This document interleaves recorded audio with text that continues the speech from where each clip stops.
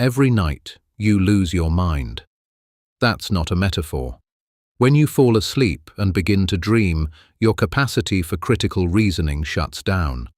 Your prefrontal cortex, the part of the brain responsible for logic, self-reflection, and distinguishing what's real from what isn't, goes functionally offline. This is why you don't question it when your teeth fall out, when your childhood home appears in a city you've never been to, when you're being chased by something that makes no sense and you feel genuine terror. Your metacognition, your ability to think about your own thinking, disappears, and without it, you accept whatever the dream presents as reality. But sometimes, for reasons neuroscience is only now beginning to understand, something tips you off. Maybe it's a detail that doesn't fit, a clock that can't be read, a light switch that doesn't work. And in that moment, a circuit in your brain flickers back on, and you realize, this is a dream. I am dreaming, and I know that I am dreaming. This is lucid dreaming, and it is one of the most extraordinary and least understood states of consciousness available to a human being. For most of recorded history, lucid dreaming was either dismissed as fantasy or reserved for the inner circles of contemplative traditions that treated it as a closely guarded spiritual technology. The West ignored it almost entirely until a Dutch psychiatrist named Frederik van Eden coined the term in 1913, and even then, mainstream science refused to take it seriously. How could someone be conscious, truly, verifiably conscious, while their body was asleep? The answer came in 1975 when a researcher at Hull University named Keith Hearn made a discovery that should have changed everything. He asked a lucid dreamer to signal from inside the dream by moving his eyes in a prearranged pattern, left, right, while his sleep was being monitored with polysomnography. The dreamer did it. From inside a verified REM sleep state, a human being sent a deliberate pre-planned signal to the waking world. The eyes are the only voluntary muscles not paralyzed during REM sleep, and the dreamer used them to prove, objectively and measurably, that he was both asleep and aware. Stephen LaBerge at Stanford independently replicated this in 1980, and over the following decades, he built the scientific foundation for lucid dream research. But even with proof, the field remained fringe. Funding was scarce. Interest was niche. Neuroscience had bigger questions. That has changed dramatically, and what the science is now revealing about lucid dreaming is not just interesting. It may fundamentally alter our understanding of what consciousness is and what it's capable of. In May 2025, a landmark study led by Chartai Demirel at Martin Dressler's lab at Radboud University was published in the Journal of Neuroscience. It was the largest analysis of lucid dreaming brain data ever conducted, pooling EEG recordings from multiple laboratories around the world to create a composite picture of what happens in the brain when someone becomes lucid. The findings were remarkable. During lucid dreaming, the brain shows a significant increase in gamma band connectivity, gamma waves being the fast oscillations above 30 Hz that are associated with conscious awareness, memory integration, and higher-order cognition. Specifically, the right precuneus, a region deep in the parietal lobe involved in self-referential processing and the sense of being a self, showed a pronounced increase in gamma power at the moment of lucidity onset. At the same time, beta power decreased in the right temporoparietal junction, a region involved in distinguishing self from other and in multisensory integration. And there was enhanced connectivity between the prefrontal cortex and posterior brain regions, the very circuit that was supposed to be offline during sleep. In other words, lucid dreaming isn't a dream that happens to feel vivid. It is a state in which the brain partially reactivates the neural networks responsible for self-awareness and executive function, while simultaneously maintaining the dream state. It is, neurologically, a hybrid state of consciousness, not quite awake, not quite asleep. A third thing.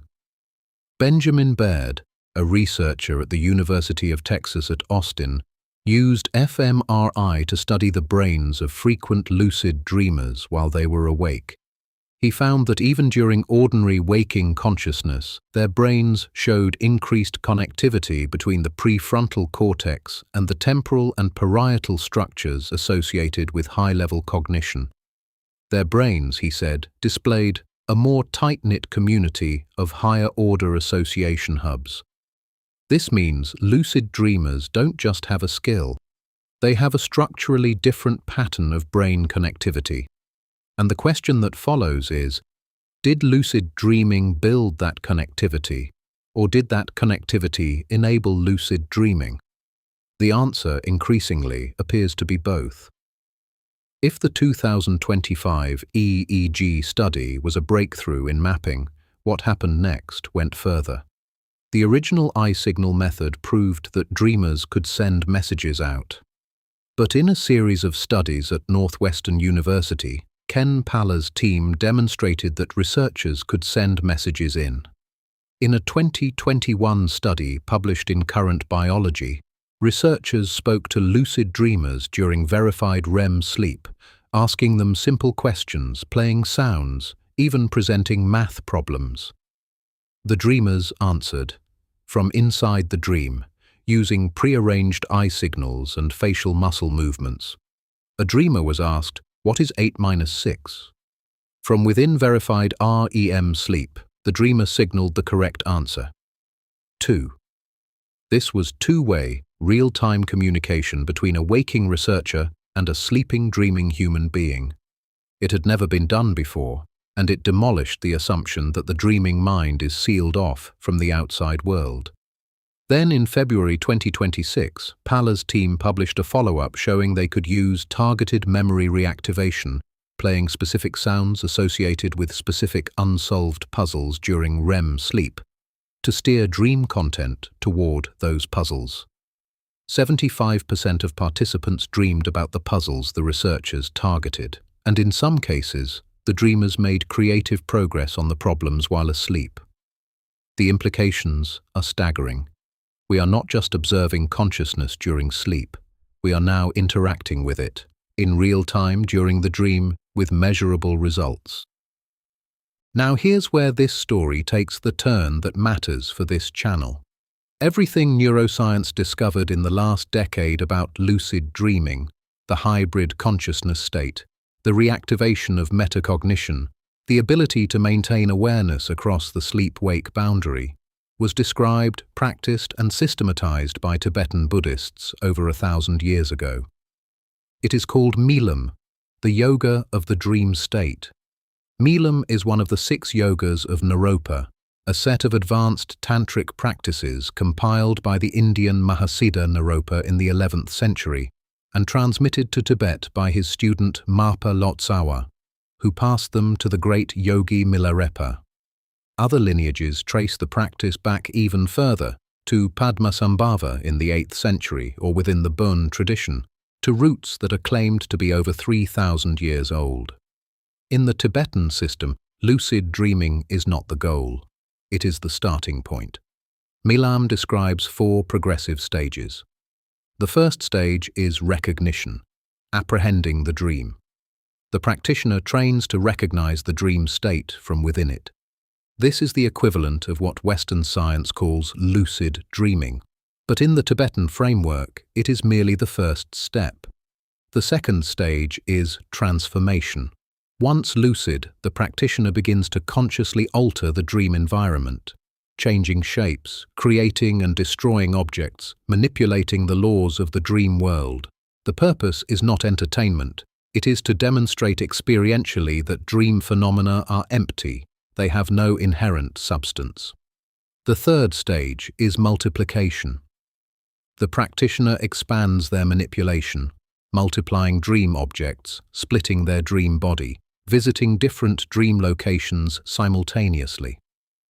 This stage trains the mind in the direct experience of non-duality, the recognition that the perceiver and the perceived are not separate. The fourth and final stage is unification with the clear light. This is where Milam transcends anything Western lucid dreaming research has touched. In this stage, the practitioner dissolves all dream imagery entirely and rests in what the Tibetans call usel, the luminous nature of mind itself, unconditioned by any content. No dream, no dreamer, just awareness, aware of itself, in a state of pure luminosity. The Evans-Wentz translation of the Tibetan texts describes a sixth stage in which the practitioner visualizes sacred images, deities, mandalas, enlightened beings, within the lucid dream. These images are understood not as hallucinations, but as symbolic doorways to the clear light, resonant forms that point consciousness toward its own ground. And there is one more dimension that makes Milam extraordinary. The Tibetan tradition explicitly connects dream yoga to the process of dying. The bardo, the intermediate state between death and rebirth, is described as being experientially identical to the dream state. By training in lucid dreaming, the practitioner is rehearsing for the moment of death, learning to maintain awareness through the dissolution of all ordinary consciousness, so that when it happens for real, they can navigate the transition with clarity rather than confusion. As the tradition puts it, the person who can remain lucid in the dream will remain lucid in the bardo. The person who is lost in the dream will be lost in death. So what does the science say about how to actually become lucid in a dream? There are several evidence-based techniques, and they range from simple to elaborate. The first and most fundamental is reality testing. Throughout the day, you habitually ask yourself, "Am I dreaming right now?" And you perform a simple check. Try to push a finger through your palm. Read a piece of text, look away, and read it again. In dreams, text is unstable and changes. Check a clock. Look at your hands. The idea is to make this questioning so automatic that it carries into the dream state. When you perform the same check inside a dream and the result is wrong, your finger passes through your palm, the text changes. You become lucid. The second is the mnemonic induction of lucid dreams, or MILD, developed by Stephen LaBerge. As you fall asleep, you repeat a clear intention. The next time I am dreaming, I will remember that I am dreaming. You visualize yourself in a recent dream, but this time recognizing it as a dream. This technique is essentially a form of prospective memory training. You are programming yourself to remember to do something in the future. The third is wake back to bed, WBTB. You set an alarm for 5 to 6 hours after falling asleep. Stay awake for 20 to 60 minutes engaging with lucid dreaming material, reading about it, practicing reality checks, setting intentions, and then go back to sleep.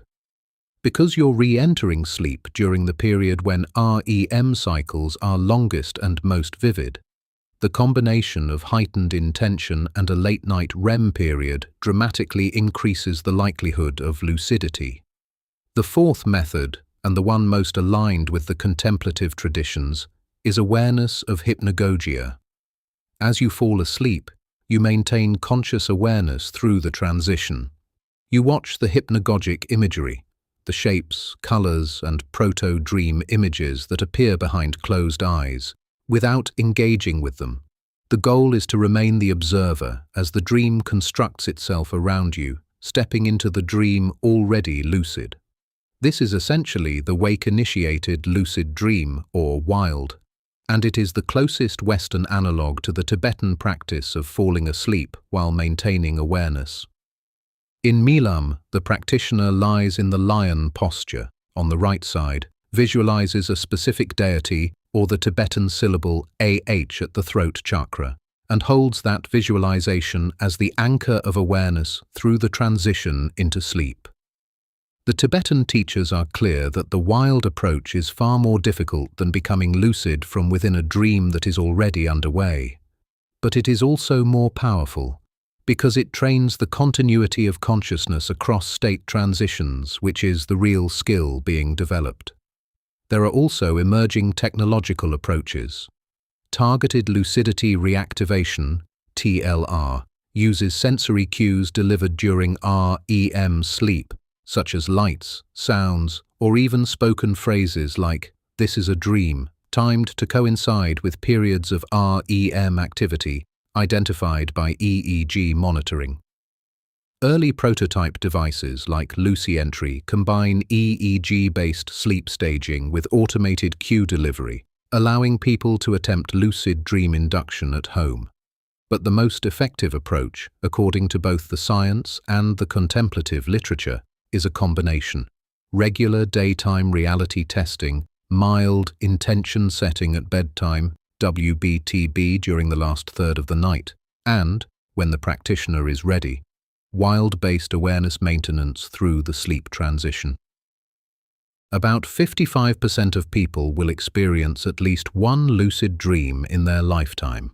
About 1 in 1,000 people lucid dream regularly and spontaneously. But with training, the frequency increases dramatically. Lucid dreaming is a learnable skill, and the research suggests that it doesn't just change what happens in your dreams, it changes your brain.